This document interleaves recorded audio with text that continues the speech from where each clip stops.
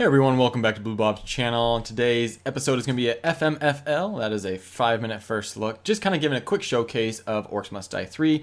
This does not have any spoilers, however it will have some game content. First of all, this is the first Stadia Games and Entertainment game that is being released in partnership with Robot Entertainment. So, what we're going to be talking about today is just going over a quick recap basically of what the game entails and what it is all about. So Orcs Must Die 3 is a tower defense. It has a story and an endless mode. It has currently right now at release 18 different levels you can play in. And this isn't not your normal tower defense, as it is also a third-person shooter and you can attack and defend. You also have upgrades in the game where you have traps, weapons, and trinkets. These traps, weapons, and trinkets can all be leveled up to level, I guess they have 4 upgrades. You can refund as you earn skulls that you use to purchase the upgrades. You can refund them and change and upgrade different traps and trinkets and weapons with those skulls. As you go on, you can actually also purchase traps, weapons, and trinkets with using skulls. Some weapons do different. They're melee, some are long range.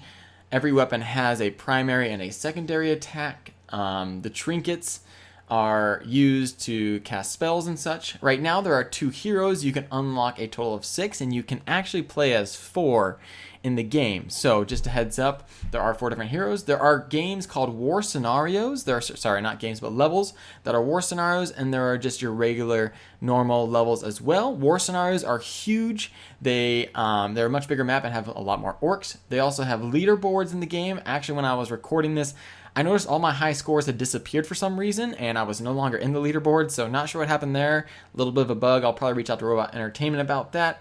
But to start today, we are actually going to be doing a North Wing gameplay and be starting you off basically with the first level that is a tutorial. So let's go ahead and dive on into it. They do have some intros. They have a little bit. I'm going to quickly skip through that. Luckily, they do have a skip button. Basically, you have your currency in the bottom left, your loadout bar in the bottom, and the objective to have your rift points or your health in that top middle at the highest. You start off in a build phase where you're able to build your traps. Now, you are allowed to build your traps in the build phase, but also as you're playing the game. Just a heads up, you're not just stuck to building only in the build phase. Your loadout bar on the bottom, however, you do need to choose before the level begins. If I were to try to change the loadout bar now, it's not allowed. So before the level begins, you want to make sure you choose your correct loadout. So I'm currently firing with my primary attack, which is the left mouse button. Right now I'm holding down the right mouse button to do my secondary charge, which with the bow is basically a spread out firing of multiple arrows. Alright, now I'm using a trinket, an ice trinket. So those trinkets are also on your bottom bar. They do take up space. So you can choose to use traps, trinkets, a combination of both. That just means you have less basically trap availability or different traps. You can also double spacebar to do a power move like that, where I jumped into the air and landed and that stuns your enemies. Now, in the build phase, you can also sell your traps. So you can sell your traps for face value. You get the exact amount of money back that you put into it. Now I'm showcasing that you can build traps at any time during the game, whether it's the build phase or in the middle of your game. So I'm just setting up a bunch of spike traps here just for kicks and giggles to showcase that yes, you can indeed build traps in the middle of a build phase or in the middle of gameplay. Other than that, that's for the most part just about it as far as the different kind of gameplay and attacking. Next thing we're going to do is go into a war scenario so you can kind of see. In a normal level, you are inside a castle or inside a base or a fortress. In war scenario, it is actually, imagine Lord of the Rings Helm's Deep or Lord of the Rings Minas Tirith, okay?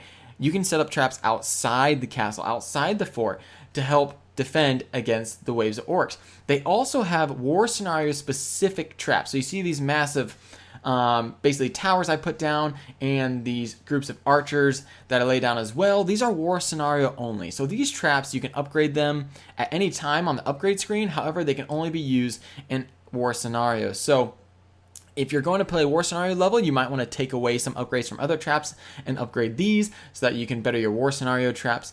I just laid down the catapult and I'm about to use it. This is probably the most well showcased I would say trap out there, and it's really deadly, really good. You're definitely going to want to be using that one. So that's going to be wrapping it up today for us on Bluebobz channel. This has been the first FMFL, and it's Orcs Must Die 3. If you want to hit that subscribe button and that notification bell to be notified when I go live or stream, that would be awesome. Thanks so much, you guys. Have a great day.